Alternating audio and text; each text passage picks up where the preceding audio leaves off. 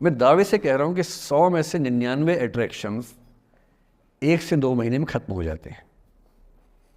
क्योंकि आप जिसके प्रति अट्रैक्टेड थे ना, वो तो उसका बाहर का परसोना था। जहाँ परिचय गहरा होता है, असलियत सामने आ जाती है, और जब असलियत सामने आती है झेलना बड़ा मुश्किल होता है। आपके सपने टूट जाते हैं। आप जिस छवि पे दीवाने हुए थे, वो छवि तो सिर्फ छवि थी, वो तो इंसान नहीं था वैसा। 99% केसेस में मेरा ख्याल है कि अट्रैक्शन 1-2 महीने में समाप्त होता है। उसके बाद तो एक बोझ है जो आप ढो रहे हैं। कभी कभी होता है कि दोनों का खत्म हुआ तो बात आसान है, कभी कभी किसी एक का खत्म होता है, एक का नहीं होता है, वहाँ मामला मुश्किल हो जाता है। तो ऐसा हो सकता है आपके जीवन में कि दूसरा साथी आपका ये कहे कि भैया देखो, मैं तुम्हारे साथ कुछ महीने से हूँ, पर मुझे अब अच्छा नहीं लग रहा, मैं ब्रेकअप करना चाहता हूँ। मैं आपसे निवेदन करूंगा कि ये मान के मत चलना कि उसने आपको धोखा दिया है, क्योंकि बच्चे तुरंत उस मुद्रा में आते हैं, अच्छा अब मैं कुल्हाड़ी उठा लूंगी, अब मैं तेजाब उठा लूंगा, तूने मुझे धोखा दिया है, तूने मुझे चीट किया है, you are a cheat, you are a liar, you are a पता नहीं क्या क्या। पता इंग्लिश में गाली बड़ी सुंदर देते हैं बच्चे। मैं ये कहना चाह रहा हूं कि इस बात की संभावना मान के चलिए कि हो सकता है कि आपके साथ 2 महीने रहने के बाद सच में उसको ये लग जाए कि आपके साथ ट्यूनिंग ठीक नहीं है, या आपको लग जाए कि आपकी ट्यूनिंग उस व्यक्ति के साथ ठीक नहीं है। और किसी मुर्दा को अपने पास पकड़ के रखना उसका मज़ा नहीं है। आप किसी को बांध तो लेंगे, पर जब उसका दिल आपके पास है ही नहीं, दिल विहीन लाश अपने पास टिका के रखना, एक मुर्दे को बांध के रखना, इससे बेहतर है जाने दो। बांधना नहीं, बांधते वो हैं जिनमें असुरक्षा बहुत ज़्यादा होती है। उस असुरक्षा से बचने का उपाय खुद को बेहतर बनाना है। आप इतने बेहतर हों कि आपको चाहने के लिए हज़ारों लोग हों। क्यों आप इतना डिपेंडेंट होते हैं कि इस एक व्यक्ति के अलावा मेरा कोई है ही नहीं दुनिया में? ऐसा क्यों सोचना है? और ऐसे ही मामले में ये करना है वो अफसाना जिसे अंजाम तक लाना ना हो मुमकिन, उसे एक खूबसूरत मोड़ देकर छोड़ना अच्छा। और ये खूबसूरत मोड़ कैसे होगा? अगर कोई जाना चाह रहा है तो आपके पास 3 ऑप्शंस हैं। एक, ना उसको अच्छे से बात करे, ना ख़राब से बात करे, न्यूट्रल होके जाने दे।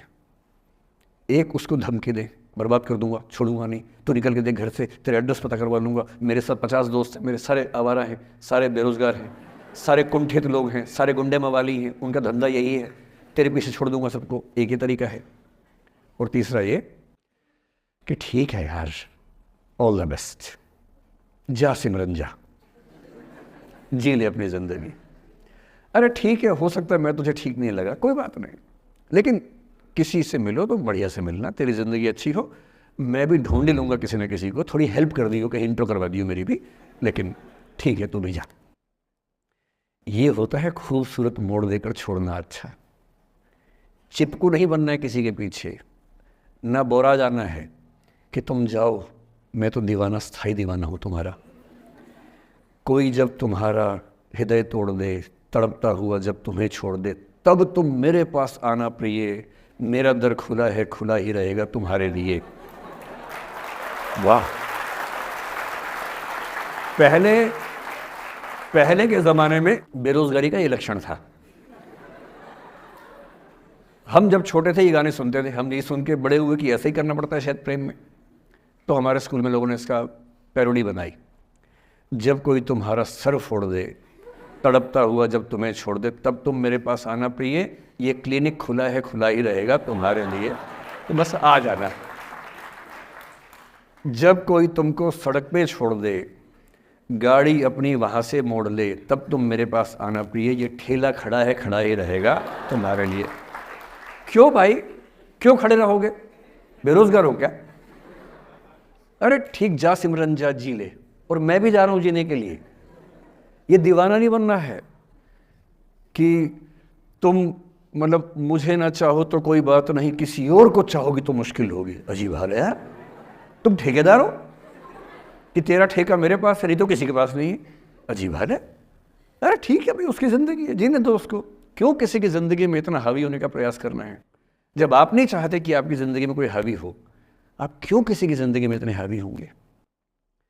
और जब बहुत दर्द हो ना, हमेशा दूसरे के पर्सपेक्टिव से भी सोच के देखिए कि उसको ऐसा क्यों करना पड़ा, क्या पता कोई मजबूरी हो, कभी कभी होती है।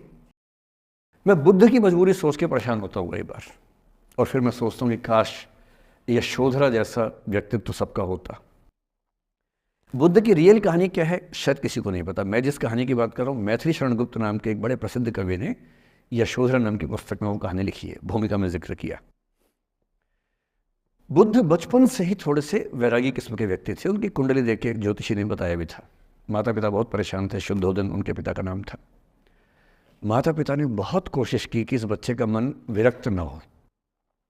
अच्छा महल बनवाया, सारी सुविधाएं दी।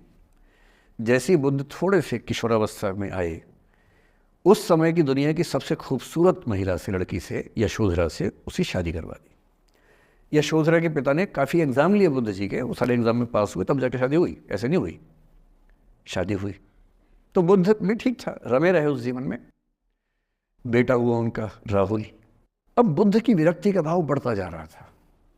29 साल की उम्र के आसपास ऐसा हुआ कि उन्होंने एक मृत व्यक्ति को देख लिया, एक बूढ़े को देखा, एक भिखारी को देखा, एक बीमार को देखा। विरक्त हो गए और उनका मन हुआ घर छोड़ दूं, ज्ञान की खोज में चला जाऊं। अब ज्ञान की खोज में जाएं, उनको पता है कि भाई मेरी पत्नी भी है, मेरा बेटा भी है, राज्य भी है, कैसे छोड़ दूं। छोड़ना जरूरी है। अंदर की आवाज है कि छोड़ो, तुम इस चीज के लिए नहीं बने हो, तुम्हारा स्वधर्म कुछ और है। बाहर की जिम्मेदारी है कि छोड़ नहीं सकते। मैं अनुमान करता हूं कि बुद्ध ने शायद अपने पिताजी से कहा हो कभी कि पिताजी मैं बहुत परेशान हूं, छोड़ना चाहता हूं। तो पिता ने समझा बुझा के मना किया होगा कि बेटा शोभा नहीं देता, ऐसा मत करो। हो सकता है पत्नी से भी बात की हो, पत्नी ने भी कहा हो कि ये क्या बात हुई, हम सबका जीवन तुम पे टिका है, बच्चा अभी बिस्तर से भी नहीं उतरा है, अभी तो चलना भी नहीं शुरू किया है, तुम ऐसी बात कर रहे हो। इसका जिक्र नहीं मिलता इतिहास में कि ये बात हुई कि नहीं हुई। और एक दिन बुद्ध ने तय किया और वो आधी रात को पत्नी और बेटे को सोता हुआ छोड़ के चले गए। इसको बौद्ध परंपरा में महाभिनिष्क्रमण कहते हैं, बुद्ध का अपने घर से निकल जाना। अब बुद्ध चले गए, लेकिन मैथिली शरण गुप्त यशोधरा के पर्सपेक्टिव से बुद्ध को देख रहे हैं।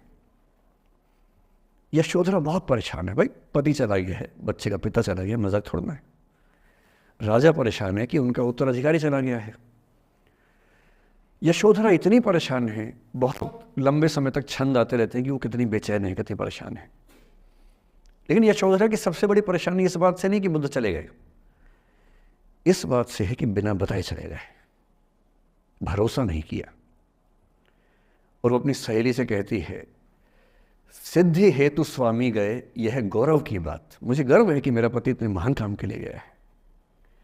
सिद्धि हेतु स्वामी गए, यह गौरव की बात, पर चोरी चोरी गए, यही बड़ा व्याघात। सखी सखी वो मुझसे कहकर जाते, कह तो क्या वो मुझको अपनी पथ बाधा ही पाते, क्या मैं रास्ता रोकती उनका। उसके मन में ये मलाल है कि बिना बताए चले गए। वो इस भाव को लेट गो नहीं कर पा रही है, परेशान है। फिर बुद्ध को ज्ञान मिला। 6 साल की तपस्या के बाद बोधगया में बोधि वृक्ष के नीचे ज्ञान मिला। बात फैल गई। जो 5 शिष्य बुद्ध को छोड़ के भाग गए थे उनके बुरे वक्त में, उन्हीं 5 को बुद्ध ने सबसे पहले ज्ञान दिया सारनाथ में, जिसको धर्मचक्र प्रवर्तन कहते हैं। बुद्ध की ख्याति बढ़ने लगी। शुद्धोदन ने बुद्ध के पास, अपने बेटे के पास कई लोगों को भेजा ये कहने के लिए कि भाई यहां भी तो आओ, हमसे भी तो मिलो।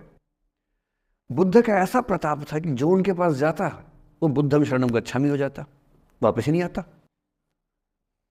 तो फिर शुद्धोदन ने बुद्ध के बचपन के एक दोस्त को ये कह के भेजा, भैया मैं जानता हूं तुम वापस नहीं आओगे, पर प्रभावित होने से पहले बोल देना कि पापा याद कर रहे थे। तो वो गया, उससे वायदा निभाया, हो तो गया, बुद्ध के संग में दीक्षित हो गया, पर वायदा निभा दिया। तो बुद्ध ने कहा जरूर जाऊंगा, पिताजी की आगे तो जाऊंगा ही जाऊंगा।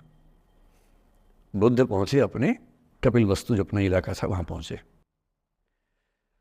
पूरे कपिलवस्तु में, नेपाल सिद्धार्थ नगर से नेपाल जाएंगे तो नेपाल बॉर्डर पे ही कपिलवस्तु है। मैं देखने गया था वो जगह जहां बुद्ध पैदा हुए थे, बड़ा सुंदर स्थान है, आप भी जाकर देखें कभी। तो बुद्ध पहुंचे, रात को एक धर्मशाला में रुके। अब वहाँ हल्ला मच गया कि राजा का बेटा धर्मशाला में।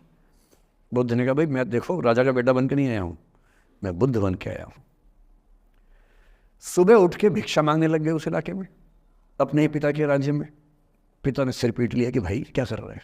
फिर बुद्ध ने सूचना भिजवाई कि मैं बुद्ध हूँ, बेटा हूँ संयोग से, ठीक है मैं आ रहा हूँ मिलने के लिए, पर मैं बुद्ध होके आया हूँ, मेरी चर्या है, नियम है, मैं भिक्षा से ही जीवन जीता हूँ अपना। ठीक है, पिताजी ने कहा चल कोई बात नहीं। फिर बुद्ध गए पिता से मिलने, पिता से मिले, सबसे मिले भारी सभा में, लेकिन यशोधरा नहीं आई मिलने के लिए, लेट गो नहीं कर पा रहे थे। उसके मन में दर्द था, छुप के क्यों गया, बता के जाता। बुद्ध ने पूछा पिता से कि यशोधरा कहाँ है, तो बोले कि वो कह रही है कि अगर बुद्ध मिलना चाहेंगे तो खुद ही मिलने आएंगे मुझसे, मैं क्यों जाऊंगी भाई, आत्मसम्मान भी तो कोई चीज़ है, मैं क्यों मिलने जाऊंगी। तो बुद्ध मिलने गए। सोचिए एक कमरे में यशोधरा बैठी है, राहुल साथ में है। अब राहुल थोड़ा सा बड़ा हो गया है, 6-7 साल का है। बुद्ध गए हैं। अब आपके मन में आ रहा है कि बुद्ध वहाँ जाके बोलेंगे सॉरी मैंने गलत किया, I hurt you, I really feel sorry. बुद्ध है वो बुद्ध, वहाँ जाके क्या बोल रहे पता है, भिक्षाम देहि, भिक्षा दो। और यशोधरा कितनी महान महिला रही होगी, उसने अपने बेटे का हाथ बाप के हाथ में दे दिया। लेट गो का इससे महान उदाहरण दुनिया के इतिहास में नहीं है कि चलो आखिर तुमने आके झुक के कुछ मांगा तो सही। उसकी जितनी ईगो थी, अहंकार था, सब विगलित हो गया।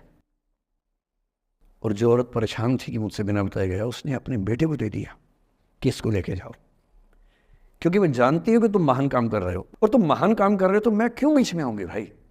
मेरा पति महान काम कर रहा है तो मुझे खुशी होनी चाहिए, और तुम्हारी उस खुशी में मैं क्यों पीछे हटूँ।